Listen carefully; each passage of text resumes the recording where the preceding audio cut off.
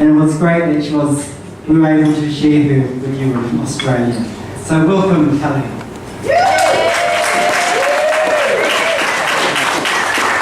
Thank you, Michael and Spirit of the Islands for a wonderful opening to our evening. My name is Kelly. I direct the advisory committee for the Carmen Rupe Memorial Trust.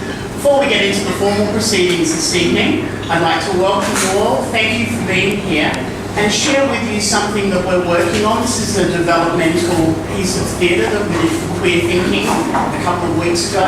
We got very positive feedback, and even though it's still a bit rough, we wanted to bring it here to show you some of the ideas that we're evolving for how we'll be using Carmen's story to tell the story about community and the story of oppression and how much things have changed in Australia in just a few decades. I give you Coco Divine, who will do this piece for you. You guys will bring us onto the stage.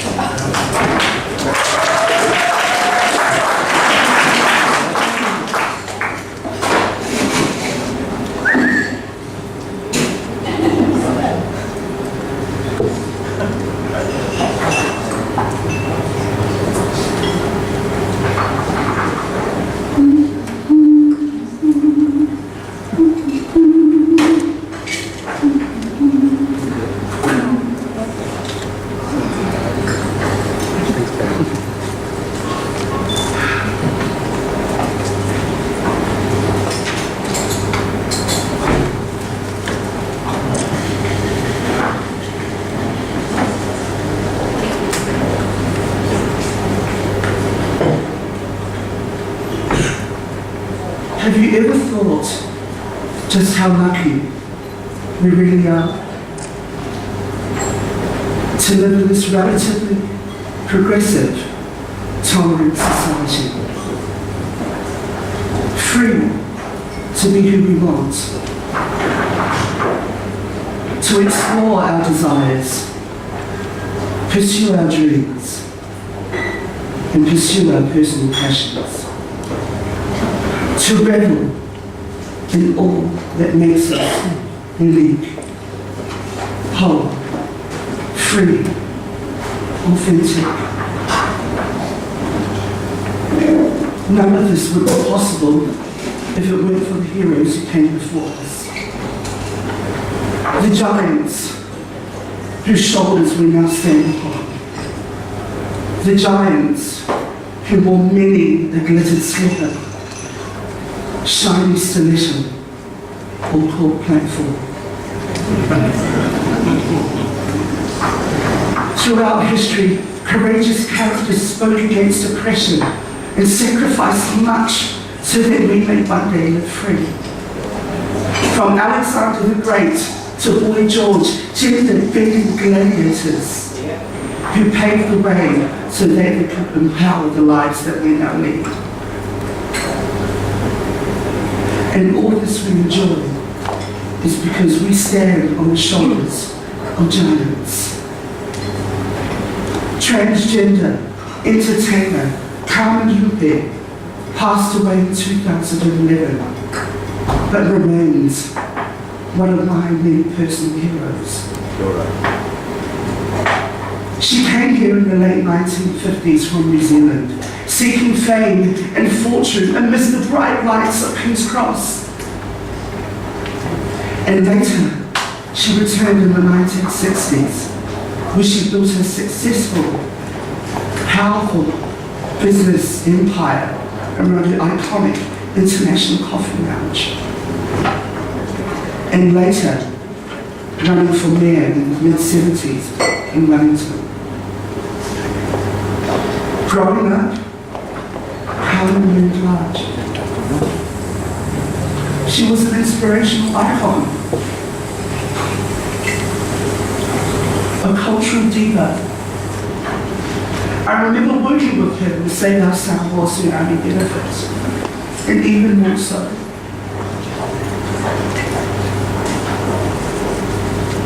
Her journey from a chrysalis to a butterfly was long, yet daunting.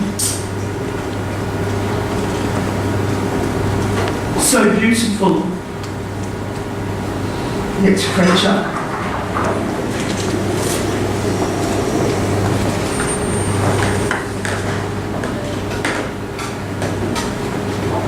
Let's begin by asking Carmen when she first realised she was different.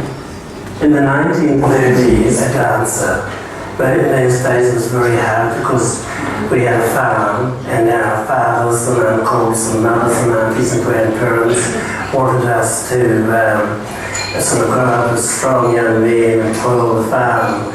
But there was no idea that I wanted to be a thing like that. I wanted to be a dancer. I lived in a fantasy world as a child.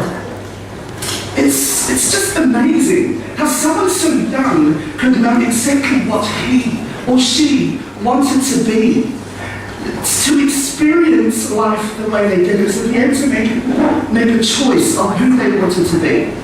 It's amazing. Like, to be honest, I come from a very strong Samoan family. We're strongly influenced by religion. Here I am. With the face on. You were so lucky that your sisters and your mother were so open-minded, allowing you the freedom to experiment as a child. So when did you get the first opportunity to perform in drag? In the 1940s, it was during the war was just finishing, the Second World War, and everyone was all coming home to New Zealand. They put on a big concert. It was a big NSAT concert, and they had a big vaudeville floor show. In those days, we used to call it vaudeville, and they wanted people to get up and do floor shows, and I thought to myself, oh goodness me, here's my big chance.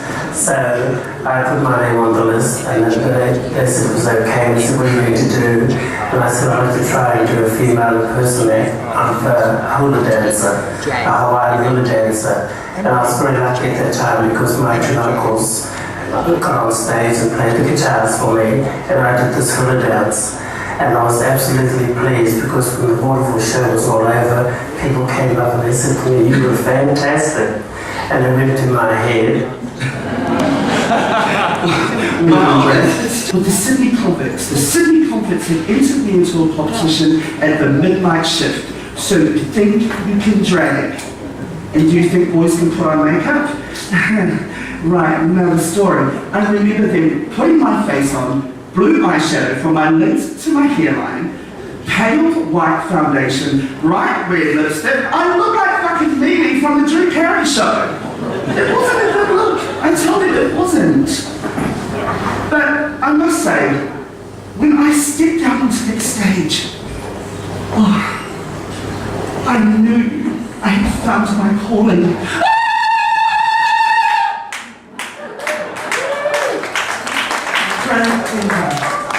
Better late than never.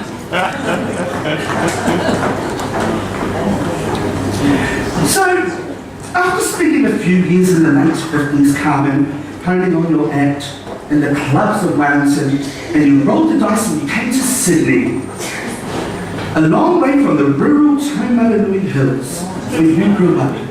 How did that come about? And then, I had a weekend, they gave me the weekend off. I drifted to King's Cross for the first time. And I said goodbye, man, we're seeing Concord Hospital, I'm staying here. So I didn't get to work in my told I was finishing. And I was walking along the streets, I was broke at the time, I had no money.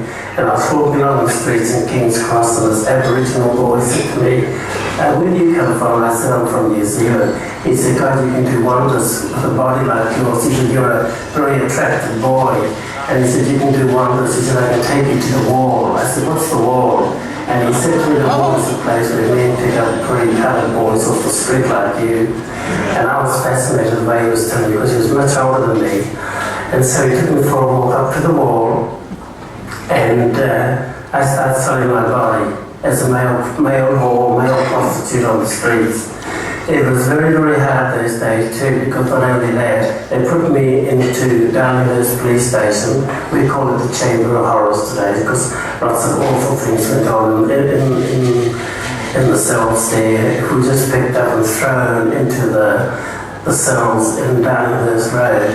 the guys pick on us because we were drag queens, and they wanted us, the guys themselves wanted us to give them free head jobs and things like that. We didn't want it because they were horrible and terrible, and sometimes we had to because they beat us up during the night.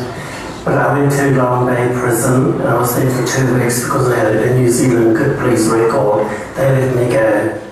King's Cross, they were advertising for dancers in some of the wonderful nightclubs and cabarets in King's Cross.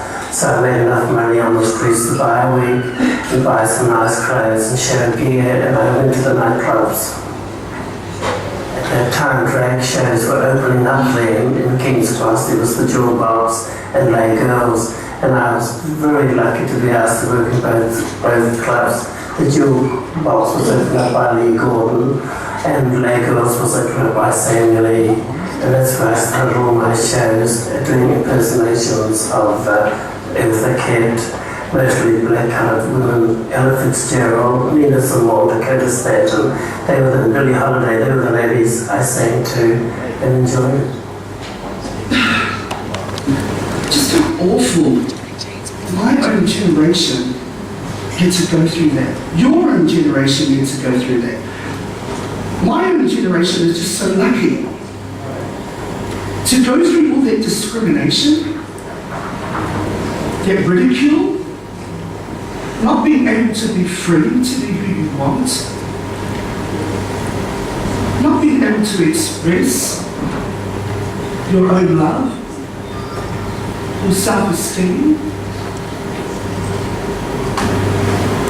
that the world used to be like that. It makes me emotional to know that I am looking at some of your faces there today that may have gone through that. It could have been you, it could have been you.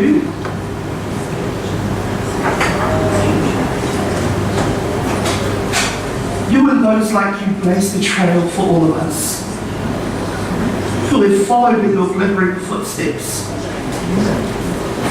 Not to mention the beacon of hope for the millions who were forced to hide in the closet back in London.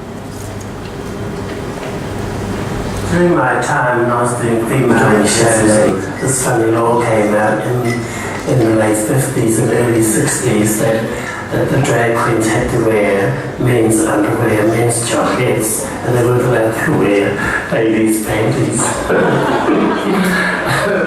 Laugh there. And also another thing as well, we used to hide in the taxis when we went to these drag shows, because as the police recognised that you were a drag queen, they used to stop the taxis or stop the cars in those days and ask us to get out of the taxi or get out of the car and grab us and arrest us there. And they always had the black van or the black Mariah all ready for us on the corner, and they used to throw us all into the back of the truck like sardines, and it would be very heavy to us when we got down to the police station. And we weren't allowed to fight or argue or anything like that because they were very, very heavy. And if we had money on us, I wouldn't say all of them, all the police, one or two police, if we had money on us, it was taken off us from our streets, taken it at night. Bashed and robbed by the police. Decades later, the New South Wales police are marching in our Mardi Gras. Our Mardi Gras! The world has changed. The world has changed so much for the better. And if it wasn't for all these trailblazers, this would have not happened. Carmen, you and your generation provided a platform for all of us. Thank you, Carmen. Thank you for inspiring us to perform, inspiring us to be good. Thank you for being an entertainer that you were.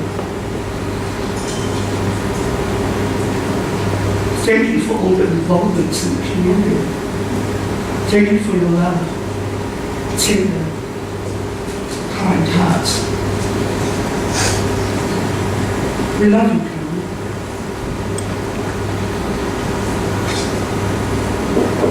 I'd like to say a very thank you to the people who organise things like the Mardi Gras and all that, because the thing is, I believe also in the late 70s, I wasn't here but I was in New Zealand, but I believe hundreds and thousands of gays and camps, homosexuals and lesbians and prostitutes all went to King's Cross to fight for their rights.